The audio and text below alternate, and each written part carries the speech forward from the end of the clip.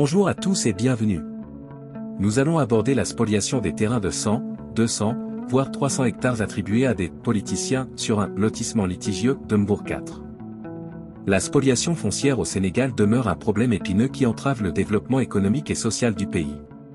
Ce phénomène, caractérisé par l'usurpation illégale de terres, prive de nombreux citoyens de leurs droits légitimes à la propriété foncière et compromet la stabilité socio-économique des communautés locales. Malgré les efforts déployés par le gouvernement pour réguler le secteur foncier, des lacunes persistent, alimentant ainsi un climat d'incertitude et de conflit.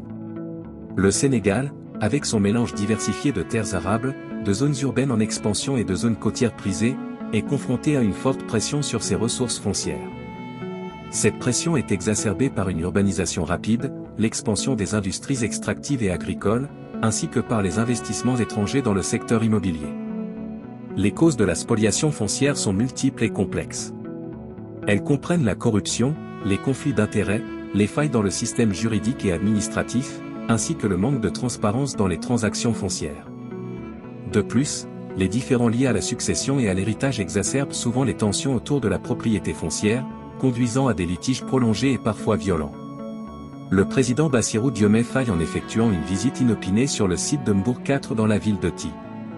Le chef de nation insatisfait de ce qu'il découvert sur le site, accuse l'ancien chef de l'État Macky Sall et ses ministres. Le président Faye a souligné que certains politiciens se sont vus octroyer des parcelles de terre allant jusqu'à 16 hectares voire 100 hectares, voire même dans le cas d'un individu, entre 200 et 300 hectares.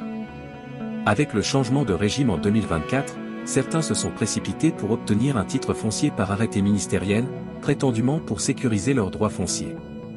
Le président Faye a noté que ces acquisitions sont irrégulières et que les concernés en sont conscients. Selon l'ancien régime, un projet de construction de 2051 logements sociaux de type F3, offrant 60 mètres carrés habitables, est prévu sur le site de Mbour 4.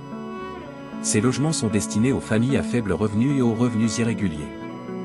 De plus, le projet comprend la construction de 942 logements économiques de type F4, offrant 80 mètres carrés habitables, spécialement dédiés à la diaspora. Cette initiative vise à renforcer les liens avec nos compatriotes établis à l'étranger.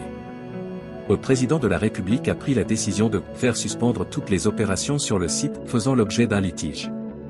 À noter aussi que les quotidiens sénégalais évoquent les rapports publiés par les institutions de contrôle de la gestion financière des collectivités territoriales et des entreprises nationales, qui mettent en cause plusieurs personnalités et collaborateurs de l'ex-président de la République, Macky Sall. Que pensez-vous de l'attitude de Macky Sall et de ses ministres ? Que va faire le parquet sur cette affaire? Abonnez-vous pour ne rien manquer des dernières mises à jour. N'hésitez pas à partager vos réflexions dans les commentaires ci-dessous.